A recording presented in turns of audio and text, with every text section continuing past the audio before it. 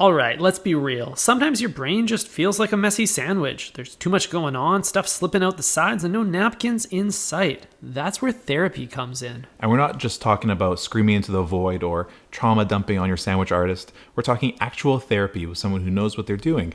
And lucky for you, BetterHelp, our paid partner for this episode, makes it easy to get started. No waiting rooms, no weird therapy office smells, just a quick questionnaire and boom. You're matched with a credentialed therapist in a couple days.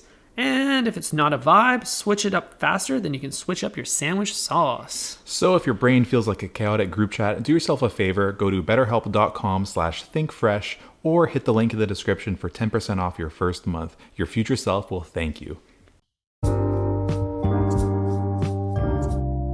Breadheads, Ty and Eric back in the booth, aka the Parkside picnic table for another episode of Think Fresh. We got the bi-directional mic working properly today. It's called duet mode, which I think is hilarious. No one does duets anymore. It's always like this is a feature, not a duet. I don't know, man. I think we're in 6-inch mode. 6-inch mode. Tell me more about that. I mean 12-inch. We got two halves of the same sandwich. Yeah, Ty, we're calling from the park here, and it's kind of crazy because we got some anonymous corporation next to the park here that is creating industry that we don't really know what it is. Mm-hmm. How do you feel about it? I feel like portside industry is always the most ominous of all farms. But yeah, I'm very curious about what they could possibly be building over there. Mm-hmm. I think that there should be a rule that all manufacturing buildings, that they have a big sign or plaque or some sort of public way to learn about what the hell is going on, because these buildings are always so weirdly shaped. Mm-hmm. It makes me so curious. Mm-hmm. And I just want to be able to be explained it. Mm-hmm. I need my meta glasses to look at this and then see what all those silos are for. Yeah, you just really want to invest, don't you? I want to know if I should be dropping some coin on their stock ticker. Mm-hmm. Yeah, who do I address the check to, you know? Yeah, exactly. But yeah, it's we're looking at a few silos here, and I don't know if you've seen the Netflix show or the Amazon Prime show, Silo. Silo. It's a very dystopian future where people live in them. They live in the silos. That's right, because the outside is radioactive, Ty. It's post-nuclear war, and we're basically living in the Soviet bunkers that we built 50 years ago. Okay, I thought maybe this was another one of those creative solutions to the housing market. Oh, I see. So it's much like a container apartment building. This is like the silo. We've converted a silo into a loft-style one-bedroom. Well, that's cool because technically they'd all be studios because you require windows for it to be a bedroom. That's true, unless the top of the silo has been blown off. Mm-hmm. The penthouse suite. Hell yeah. Is that actually the rule? You got to put a window in there for it to really count as a bedroom? I think it needs a window and a closet or something. Yeah, and a door, obviously. Yeah, of course. Yeah, it's kind of funny that none of the requirements for a bedroom are the ability to fit a bed. Theoretically, you could make, with those 3 requirements, you can make a bedroom the size of a chair. I mean, don't quote me on that. Maybe there is a requirement for square footage. Maybe you have to fit like a twin size bed the long way, right? in some kind of orientation. But yeah, I don't know. I actually checked out an apartment that was listed as a 2-bed, and then I walked in, and then I was like, "Where's the second bedroom?" And they're like, "It's over here," but it was just a room with no window. Wow. I was like, I think this is illegal. I feel like more people need to stand up to the scummy real estate agents marketing these 100%. things and tell them what you actually think it is. A pantry. Yeah, this is a pantry, my guy. Yeah, I mean, 2 chefs like you and I, right? We could use that. We could use all the pantry space we can get. Dude, a walk-in pantry. Did you ever go to a friend's house and they had a walk-in pantry? Your friend's rich when they have that shit. Oh, hell yeah. You know what I'm talking about? Yeah. You can play hide and seek and hide in the pantry behind the Costco size granola boxes and cereal boxes. Mm-hmm. And when you're in there, you're just thinking to yourself, wow, this is all corn. It always was. It always was, King. Damn. My corn storage container. That's my bunker. Yeah. Pretty wild stuff, though. You just open up a door into a world of dried food. Yeah, dude. What a wild thing. My own private grocery aisle. Yeah. One day we'll have pantry money, Eric. But until then, we're still trying to put a window in our bedroom. Yeah. You know what though? There's other ways you could get creative with the bedroom. in the bedroom. Let's see. Okay, so here's something no one's explored yet. Everyone is always sleeping 100% horizontal, exactly 90 degrees. And I don't think, like, maybe that's the ideal sleeping style, According to Brian Johnson. apparently. But, like, if your bed was just, like, a little bit more angled, you could save some square footage. And I bet you there's a sweet spot there where you can get the angle, like, 18 degrees, 19, 20 degrees, and you're saving space, but you're not compromising sleep quality. And I don't know Which way, though? Like, are you letting the blood rush to your head or to your feet? That's a big difference. I think that's up to you to decide on my teeter-totter mattress what works best for you. But it's kind of like if you're like a back or shoulder sleeper, you know? Right. Up to you. So I've never heard anyone call it a shoulder sleep position. What do you It's call kinda it? like side sleeper? Mm, Side? that makes more sense, yeah. Well, I sleep on my shoulder. you lead it with your shoulder. That's true. I mean, it's kind of like those hospital beds, actually. You just like, you could totally just have like an L shape. Have you thought about that?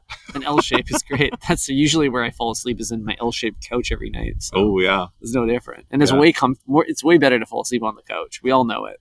Yeah, why is it that I have such a better sleep on the couch than bedtime? You know? It's because you never have a bad dream on the couch.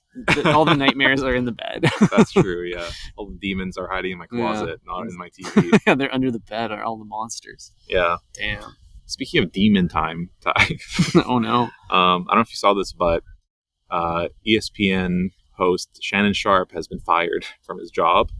I don't know if we may or may not have reported on this already, but he got by a OnlyFans snow bunny. Oh, interesting. I think I heard a little bit about this through the grapevine. Mm-hmm. So this is a common baiting tactic by OnlyFans models, right? You find a like D-list celebrity, exploit them a little bit. Yeah. Have them exploit you non-consensually and then take them to court. Just like this microphone, it's two-way, you know? Exactly. So they're duet exploitation. That's right. Shannon Sharpe took his 12-inch and this woman, so basically she defeated the final boss. Like, she kind of completed 10th prestige as a certified snow bunny. Mm-hmm. Basically started the OnlyFans, lured a rich person who is high profile, basically lured them. I don't know if this is true or not. I'll just say allegedly. Allegedly, yeah. Basically, he was saying some wild shit over text that was not legal. And did some things that were questionable. I don't know the full details, but basically, he got like a settlement, or like he offered her some money to like shut the fuck up. Okay. But then ESPN was like, that's not good enough for us, and he got fired. So yeah. And then she got to retire from OnlyFans after getting like $20 million or something from him. So both of them, their careers ended, but for different reasons. Yeah, they both retired. One of them was honorably discharged, and the other guy just discharged, if you get what I'm saying. I get you. That's clever. Thanks. Well, this has got me charged up. What a story. Yeah. What do you think, dude? Like, do you think ESPN is right for letting him go? I mean, he's just got some kinks, man. I mean, like, it's so tough when you're like such a media like persona, because you really represent ESPN at the end of the day, you know? That's true. You got to wear the colors of the flag. Yeah. And so I understand their position and wanted them to distance themselves from it. I completely empathize with all corporations at all times. I feel so bad for the shareholders. Yeah. I'm on the opposite side of this, Ty. I think that ESPN is bullshitting, dude. They're playing it one way and not keeping it real on the other way. Because if Shannon Sharpe is doing good things in his personal life and he's boosting his aura, then they benefit off of that. But as soon as he does something questionable, he's out of the door. That's true. Out of there. There's no loyalty there. There's no loyalty. I mean, like, loyalty aside, I genuinely think it's a bad brand play for ESPN to drop the guy, or anyone who has like a canceled member in your roster. If you drop them for that, like, all press is good press at the end of the day. And I think once this blows over, you're only going to have more there will be outrage, obviously, but it's just going to bring more people to your platform because they want to see what this freako has to say. They want to see what the inside mind of the sicko and how he ticks, you know. Absolutely. people are so magnetically attracted to this type of kind of person. Like, how, so I think they made a mistake. I think their viewership will suffer as a result of it. I totally agree. I mean, they should have taken a page out of Nike's playbook, because I don't think they've dropped Kobe. They did drop Tiger. They didn't drop Tiger. No, they know. They ride for their troubled athletes. Yeah, Nike doesn't care what kind of trouble it gets in, you know? As long as you're putting up triple-double night after night. Hell yeah. It's like the shoes are flowing, you know what I mean? Yeah, as long as you're winning majors, you're winning for Nike. Exactly. So, I mean, I kind of like that. You know what I mean? Athletes, Shannon Sharpe is a former athlete. He's obviously dealing with stuff. All men are former athletes in some regard. That's right. Some just make money off of their athletic pursuits and others don't. My hope is that after we retire this podcast, which I consider a form of athleticism, that I can use my likeness. I can rent that out. I think that's the thing celebrities do. Creativity is a sport at the end of the day. That's a fact. A nimble mind is required. Yeah. The brain is the strongest muscle, and so is the tongue. And those are the two things we need to keep that red light blinking. I guess so. Hell yeah. Well, Eric, I got a few interesting things going on right now. Talk to me. Okay. I have to confess, I've been telling people that Eric is short for Derek. What? I think it's funny. Okay. In reference to me? In reference to you. Okay. Like, Eric, his full name? It's Derek. That's what it stands for. Most baristas say Derek when my coffee's ready. So. Well, they're not wrong now. It's mostly baristas I'm informing. Oh, cool. Okay, that aside, Derek. Wait a second. Are you talking to the barista that we know? We both know. All of our mutuals think your name is Derek. All of our mutuals. Okay. Yeah. I don't think all of ours believe that, but I'll let you cook. Derek. I gotta ask, how are you avoiding the anime conference that just rolled into Vancouver? God damn it. What steps are you taking to shelter in place? Well, let's see, Ty. I've built my algorithm brick by brick, and scroll by scroll, like by like. I'm glad that I have done that, because I had no clue that this was in town. What's happening with that?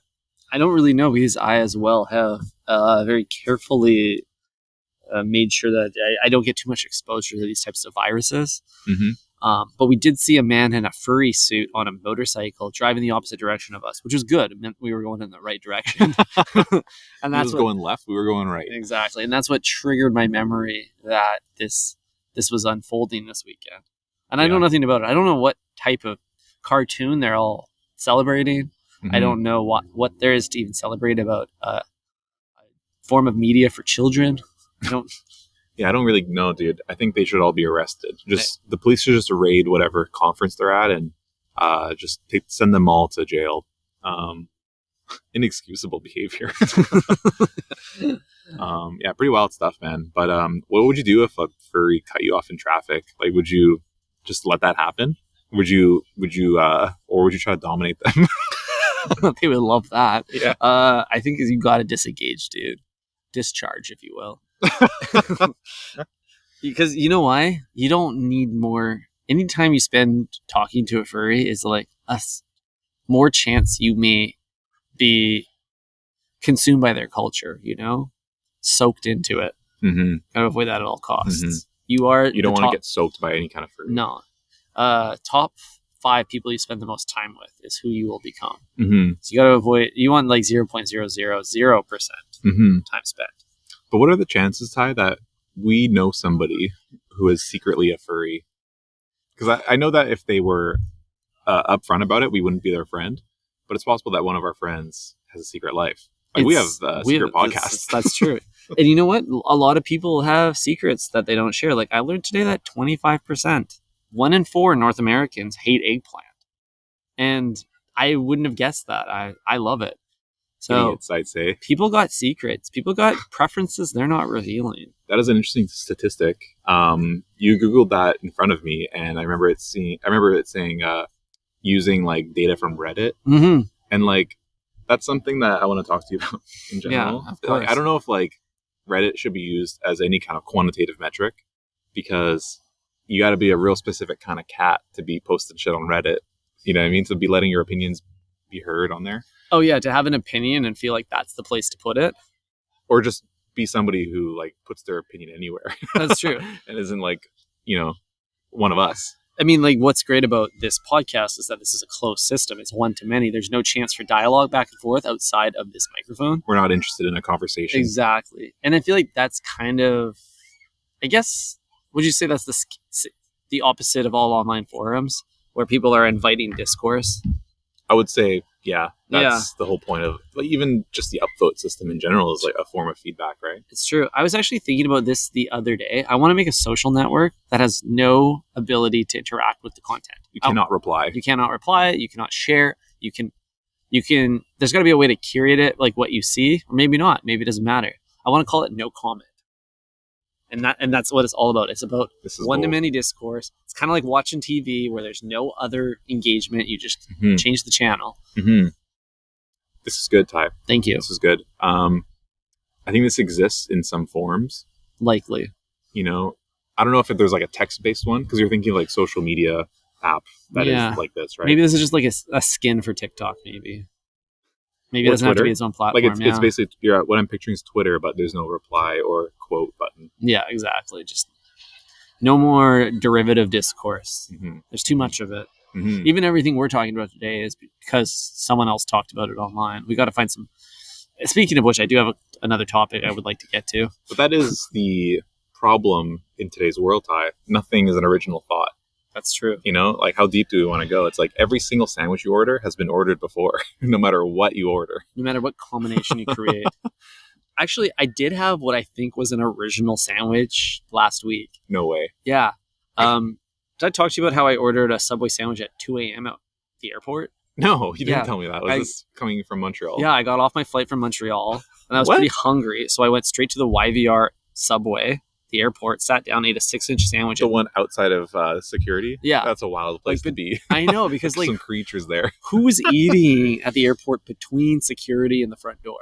Like, you get in, you go through all the steps, and then you find the food. Yeah, you got to there's an order of operations. Mm-hmm. It's like, I can't risk being late for my flight. I got to get through security and then place my order for the footlong. I always thought it was absurd that they even open restaurants on like the civilian side, because everyone who eats there is putting they're a flight risk, essentially. Totally. Anyways, I went there. The only way to get a sandwich into certain countries is into your stomach, though. It's true. Like, dude, imagine putting a footlong in like a condom and then swallowing it like they do with little cocaine baggies. Whoa. Just so you could poop it out later to enjoy. Yeah. Interesting stuff. I just really want to like eat 12 inches of sandwich in Cuba or something. I don't know. Okay. But anyways, what happened to that sandwich? Oh, yeah. So I wanted to add some honey mustard to the 6-inch sandwich. It was right in the middle of Veggie Delight, a little honey mustard. And then I asked the sandwich artist, I said to her, hey, isn't the peri-peri sauce really spicy? And she looks at me, doesn't say a word, grabs the peri-peri bottle and just squirts it all over my sandwich. I know. So didn't even answer my question. I had to find out for myself. But what happened was a happy accident, Aaron. Okay. Peri-peri sauce and honey mustard sauce is actually an awesome combo. You can taste kind of the high notes of both, and you get a little heat, you get a little sweet. It's pretty fun. And I don't think anyone's tried to put those two together yet. I think I might be the first on the scene. Honestly, it could be right, because it's a new sauce, right? It's an unconventional pairing, and it's a brand new product. So anytime you're the first person to try a new product, like, no one before you has done that, right? So you would be the first on the scene. Beta tester. Emphasis on beta. Yeah. Beta meal right there. Yeah. Interesting. So would you do it again? Is the real question. I kind of want to. I kind of want to make that my thing. Wow. Okay. I'm that desperate for something original. Yeah. Okay. Interesting. I think I did something new and fresh this 2 days ago. Okay. I believe you. So I've got a wedding in the family coming up. Congratulations to the lucky couple. Yeah. And we had a nice little rehearsal dinner 2 days ago. And I'm always confused why it's called a rehearsal dinner. Yeah, do we like the rehearsal? I don't think we like the rehearsal dinner, do we? I mean, it depends if you're actually rehearsing something. Mm-hmm. I can see why if there's like some choreography required for the big day, then yes, let's get everyone on the same page. Maybe a couple days before. Right. But if there's no nice, if there's no like requirements for me, if I have no job duties that day, no site instructions, then I got to just give me the time back. Right. I could use the time back. I could use the time back. I actually don't think so, because you do have a job. Your job is to eat and drink there. And at the rehearsal, you are rehearsing, eating, and drinking. But if those, Eric, are the only 2 jobs you need to do, then I think what we actually call that is a pregame, at least in my culture. That's true. Tolerance training. Yeah, that's nice, actually. But then that would change the requirements of the rehearsal dinner. Then we would be getting obliterated and not, having the 1 beer. But anyways, I digress. Here's the fresh part. Okay. So it's at the venue, this rehearsal dinner. And guess what we did for this rehearsal dinner? We brought our own food. Whoa. So what? Yeah, dude. So this place is a restaurant that serves food and wine and beer and all kinds of drinks. They've got a nice kitchen and everything. In fact, we'll be eating their food on the wedding day. But on this rehearsal dinner, we brought like 7 pizzas and like a bunch of pop. Cool. And donuts. So you're like, this is like a really like classy affair, I'd imagine. Yeah, it's a beautiful place. You're obliterating it with like the kid's birthday party aesthetic. Exactly. That's exactly the comment I made actually at the dinner table. But yeah, it was pretty cool. Everybody at the restaurant was looking at us, wondering how the fuck we got pizza. They're like, is that off the menu or something? Like, can I get some pizza? Right. Because they're all stuck with their like, I don't know, like their salmon with asparagus, right? Exactly. Poached salmon is not looking so good when you can smell pepperoni cups. Yeah. I'm eating the meat lovers, and this family down the table is eating some random stuff like a chicken piccata or something. Damn. But yeah, it was great. It made me think, like, is that a power move to just be like, no, I'm only here for the vibes, and I like to bring my own food? I think it kind of is. It really shows sense of self. It's like. Whatever you're like pre-packaged, bootstrapped, out of the box kind of offering is, I don't want that. I'm a man of class and taste. I desire things a certain way, so I'm gonna need a barbecue chicken pizza. Exactly. And I was happy to do it. Felt great. Yeah, that probably felt so awesome to flex on everybody. To flex on everyone's looking at you. You're just munching with your mouth open. You're kind of like. You kind of just don't. You can be an asshole too. You can kind of be a goofball with it because you're not even a paying customer. You didn't fucking pay for anything. You're not even a customer. Pizza. Yeah, you're just loitering there. Actually, we did buy drinks. We had a few beers. Too kind. Too kind. Yeah. But it was pretty funny because like a lot of people didn't order anything and just kind of were there for the vibe. That's awesome. Yeah. We got a neighboring table playing some background music. I hope that comes through. That would be really nice. It would be play nice, us out today. It's a quinceañera happening. Is it? I don't know. I don't know anything. That's kind of like when I don't know. I'll forget it. Ty, we got some more topics here. Yeah, we do. Actually, before we move away from bringing your own food to a restaurant, what would you bring to Subway to eat at the table? Should we bring Quiznos? That would be so sly. It would be. What a witty move. Yeah. A competing sandwich on enemy turf. I think that like the idea of bringing something that's really hard to eat at Subway could be comical enough for a TikTok prank channel. Like imagining like you're trying to like assemble some pho, You're trying to bring in the sizzling fajitas. Oh, yeah, right? Something that's really causes a scene. Or maybe some Palestinian food at an Israeli spot. Oh, that would go down real nice. Yeah, that might, people would be throwing arms and bread there. Yeah, nuclear arms. Oh, shit.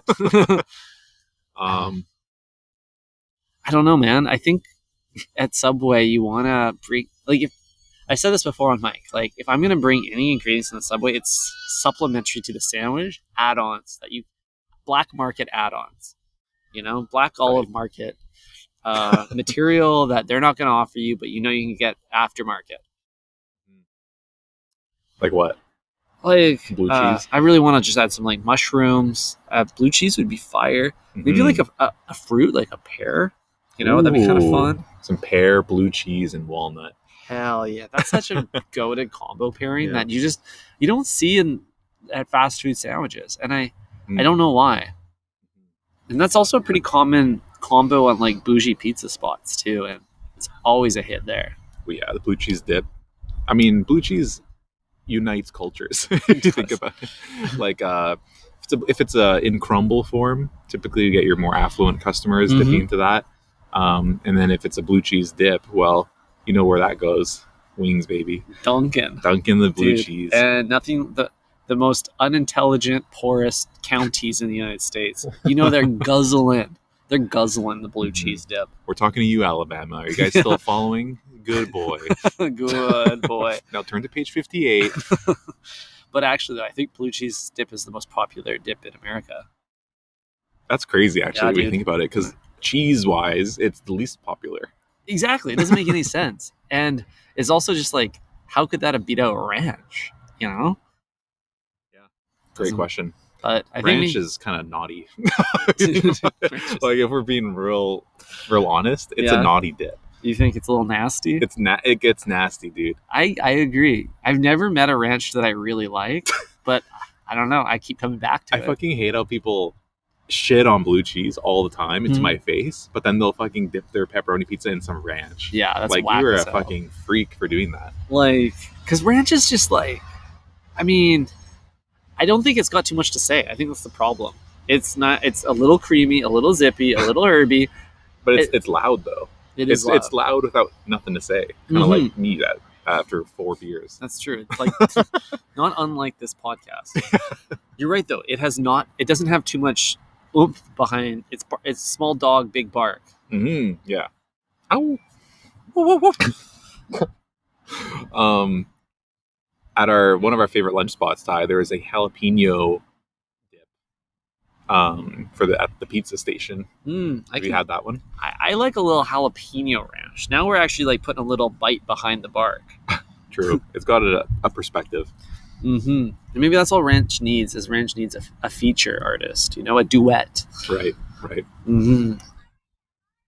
Okay. Well, one more thing I want to talk to you about, Ty. Yeah, of course. Our sister company, Budweiser, it's not doing so hot these days. Oh, R.I.P. Anheuser-Busch. Basically, what I'm learning here, Ty, I'm paying close attention to the markets, but Budweiser, their volume is down 2%, and I think that just comes down to millennials not drinking anymore. Nobody wants to drink anymore. I keep saying it. People I got to put the time in. Yeah, get those reps in. We gotta start pounding beers at every occasion. Why isn't that happening anymore? Yeah, Is it the craft movement? we should have recognized that craft beer was the beginning of the end, but I think they just got so much competition now. Budweiser, the craft beer's taking a slice. Matcha's taking a slice. Mm. You know, Celsius is taking a slice. Ranch is taking a slice. Ranch, they're guzzling blue cheese, guzzling it. And then on top of all that, we're starting a recession, so people just don't got the spend. Mhm. They have to choose between their next foot long or their next 6-pack. Mhm. 12 inches or 12 cans. It's a really tough call. I mean, I think it's hard to compete with Coors. I mean, that's the real thing. Do you think Coors is just killing Bud? Is it because of the Bud Light thing?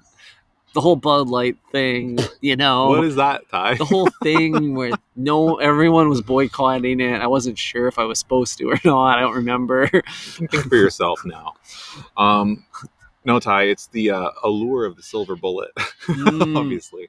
40 packs are going for 36 packs are going for $40. That's a pretty good deal. Yeah, when on sale. So, I mean, a buck of beer. Fuck a shuck on the brewskis. I mean, it's hard to compete with. You know what I mean? That's true. So, I guess, is it okay if a giant falls to see an empire crumble? To watch big Budweiser, once the monarch, the king, Mm-hmm. lose their kingdom? I think it was destined to fail. Mm-hmm. Like it had obviously a big run, and then a nice little spike recently with all of the interest in the streetwear community. Right. Oh, dude, I gotta show you this photo. I saw a great Budweiser merch T-shirt on the back of a guy the other day. On the back of a guy. On the back of a guy.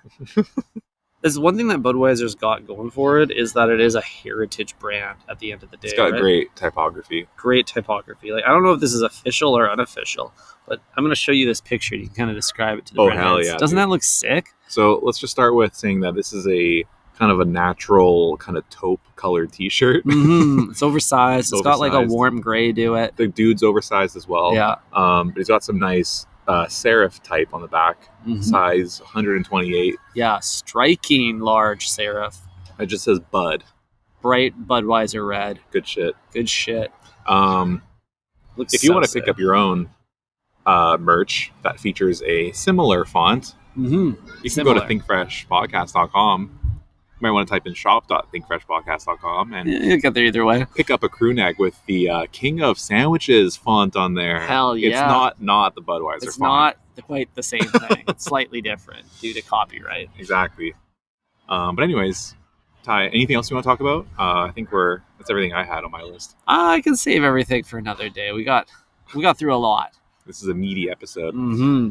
Breadheads, thanks for listening. Ciao. Ciao.